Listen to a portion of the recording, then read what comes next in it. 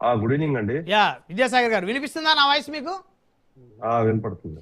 శాసన మండలిలో కూటమిపై గలమెత్తడానికి వైకాపా సిద్ధమవుతుంది.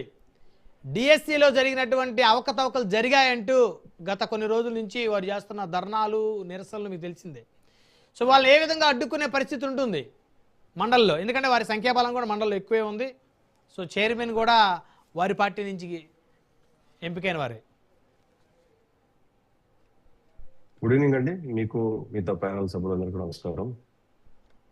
మండలంలో అంటే చర్చలు జరుగుతాయి, అడ్డుకోవడాలు, నిరసనలు, వాళ్ళ వాళ్ళ సంఖ్యాబలం ఉన్నంత మాత్రాన వాళ్ళు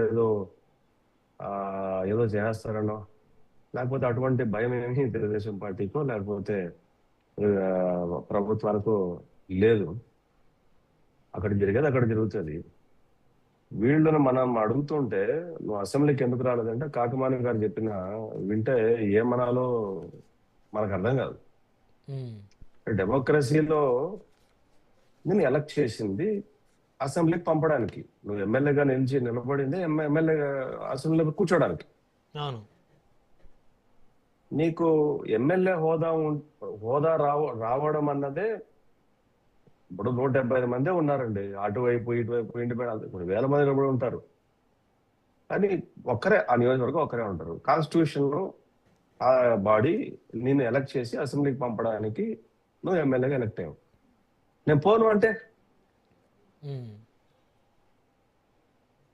మళ్ళీ రాజ్యాంగం గురించి మాట్లాడతారు.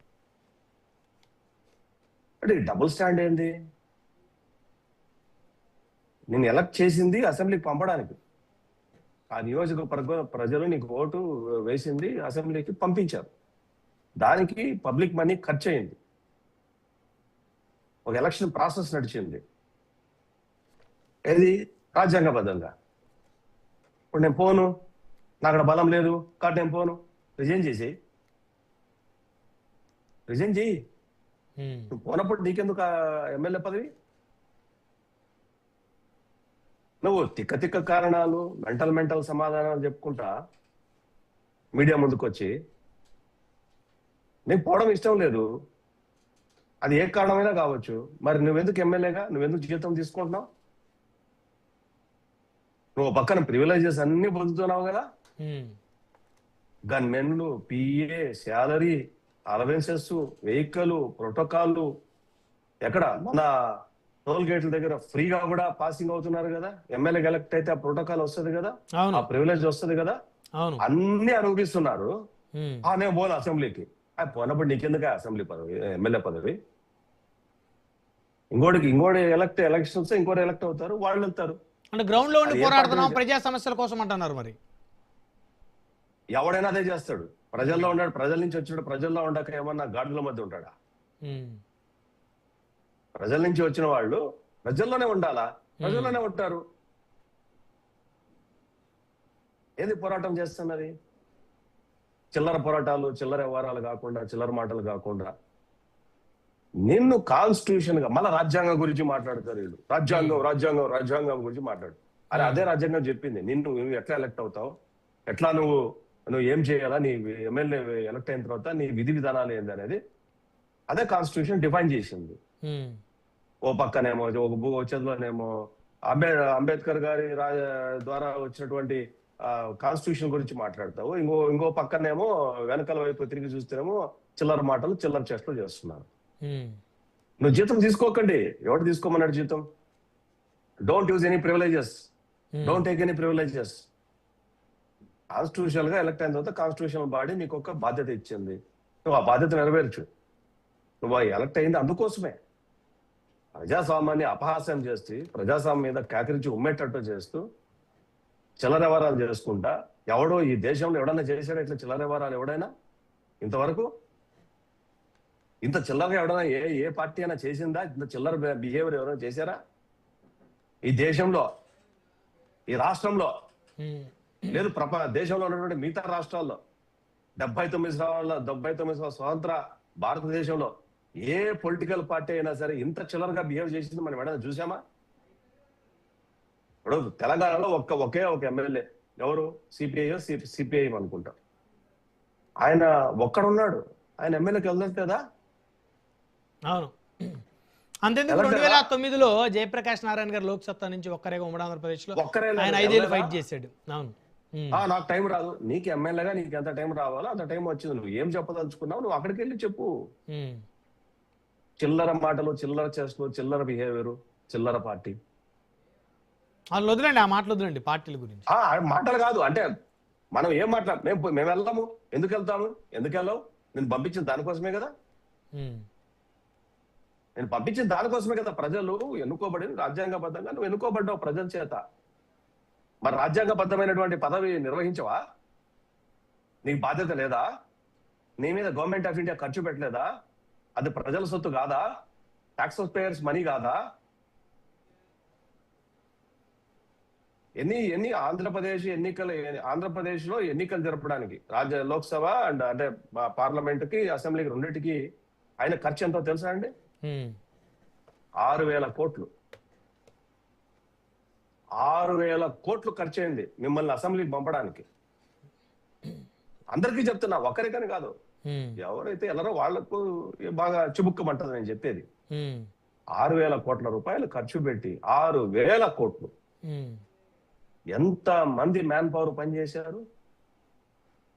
వీళ్ళందరికీ ఎంత డబ్బు ఖర్చు అయింది? ఎక్కడిదా డబ్బు?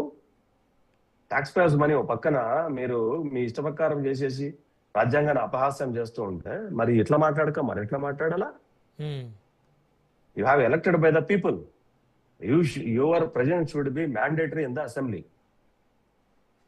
అది వదిలేసి మనకి ఇష్టం నోటికొచ్చేట్లు మాట్లాడతాం, తర్కం మాట్లాడతాం. ఇప్పుడు 2009లో పార్లమెంట్ ఎలక్షన్స్ లో కాంగ్రెస్ పార్టీకి 534 సీట్లకు గాను 42 సీట్లు వచ్చినాయి. 42. కాంగ్రెస్ పార్టీకి 120 ఏళ్ల చరిత్ర ఉన్న పార్టీకి ప్రతిపక్ష హోదా ఇలా పార్లమెంట్ లో. మీరేమన్నా అతీతులా? చట్టానికి మీరేమన్నా అతీతులా? ఏదంటే ఏందో తీసుకొని వస్తారు. హైకోర్టుకి వెళ్ళారు, ఏమైంది? మాకు ప్రతిపక్ష హోదా ఇవ్వాలన్నారు, ఏమైంది? ఎవడన్నా లెక్క పెట్టాడా దాన్ని? ఓ పిటిషన్ గా పక్కనెత్తి పడేశారు. అంటే ఈ దేశంలో వీళ్ళు ఏం చేస్తారు? కేజ్రీవాల్ది తీసుకొని వస్తారు, ఏదో కేజ్రీవాల్ది ఓ విషయాన్ని ఢిల్లీలో విషయం తీసుకొని వస్తారు. అది ఆ పార్టీ వ్యక్తిగతంగా వ్యవస్థీకరంగా తీసుకున్నటువంటి నిర్ణయం, చట్టపరంగా కాదు. అది చట్టపరంగా తీసుకోవాలి. అది ఆ పోనీ లేదని బిట్ చేసినట్టు వేశారు కేజ్రీవాల్ ఆ పూట. దాన్ని మీరు హక్కు అంటారా? చరిత్రలో ఒకేసారి జరిగింది అది. చరిత్రలో ఒక్కసారి జరిగింది అది. అది కూడా హక్కుతో కాదు, అది భిక్షతో వచ్చినటువంటి ప్రతిపక్షం. అది ఎవరు ఏ పట్టన్నా కానీ దాన్ని పట్టుకొని అది జరగలేదా అంటే అదే వాళ్ళేం కోర్టుకు వెళ్ళలేదు, గొడవ పడలేదు. ఇంకోటి ఏమంటే వాళ్ళు అడగల. బేసిక్ గా మా ప్రతిపక్ష హోదా కావాలా, అయితేనే మేము వస్తామని చెప్పేసి వాళ్ళేం అడగల. ఆ అసెంబ్లీ తీసుకునే నిర్ణయం అది, అంతే.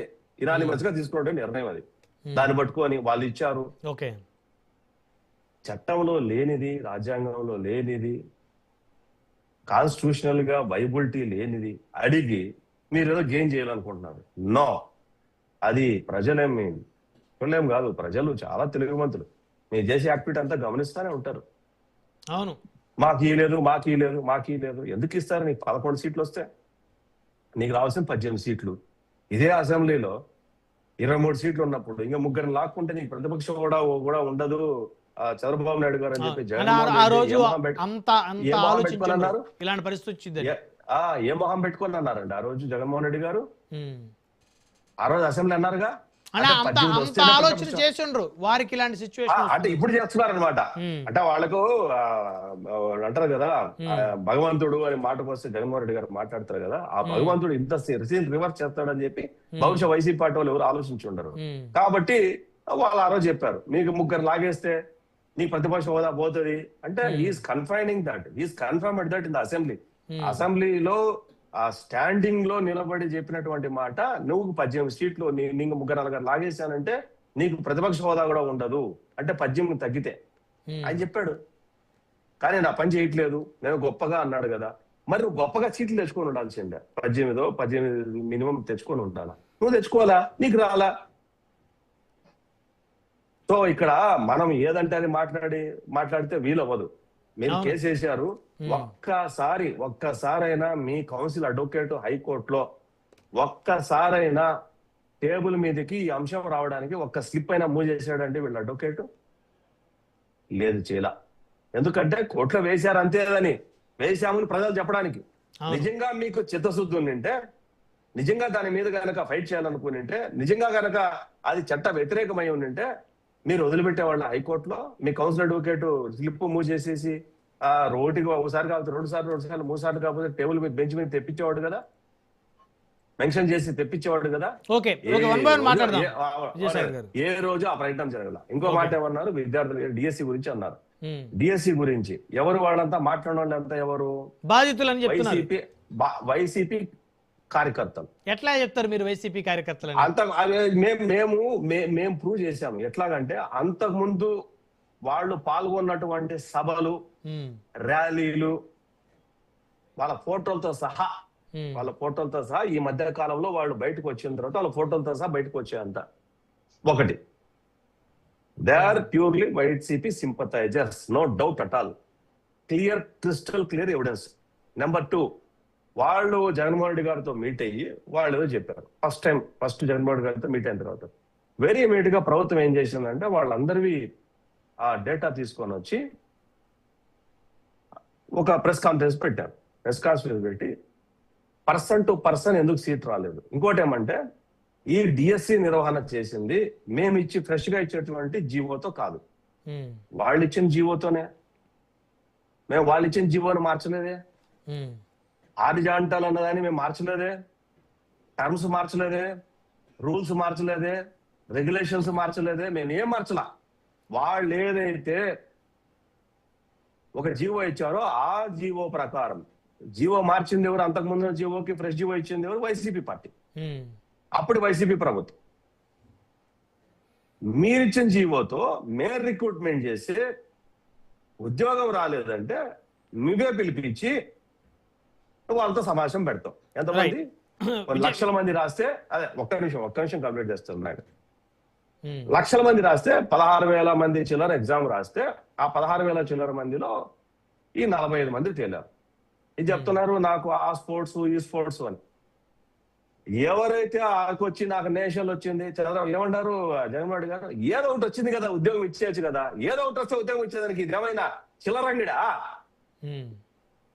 ఇదేమైనా చిల్లరంగిడా అండి? ఈ చాక్లెట్ కాకపోతే ఆ చాక్లెట్, ఆ చాక్లెట్ కాకపోతే ఈ చాక్లెట్ ఇవ్వడానికి కాదు. గవర్నమెంట్ రూలు, రెగ్యులేషన్, దీనికి ఒక పద్ధతి, ఇవన్నీ ఉన్నాయి. నువ్వు ఫాలో అవ్వలేదు, నీకు నువ్వు ఇచ్చిన జీవో ప్రకారం వాళ్ళకి ఉద్యోగం రాలే. మేము ఇచ్చిన జీవో ప్రకారం కాదు ఉద్యోగం రాంది, నువ్వు ఇచ్చిన జీవో ప్రకారం ఉద్యోగం రాలే. నేషనల్ గోల్డ్ మెడలిస్ట్ కి ఉద్యోగం వచ్చుదా? మెన్షన్ చేశాడా? అతను అప్లికేషన్ లో మెన్షన్ చేశాడా ఆ విషయాన్ని? అప్లికేషన్ లో మెన్షన్ చేశాడా? చేయలా. సో కాబట్టి రిజెక్ట్ అయింది. నీకు గోల్డ్ మెడల్ ఒలింపిక్స్ లో కూడా వచ్చి ఉండొచ్చు. You should mention in the application. నువ్వు కదా ఫిల్అప్ చేసేది, నువ్వు ఫిల్అప్ నువ్వు కదా రాసింది అప్లికేషన్, నువ్వు మెన్షన్ చేయాల్సింది.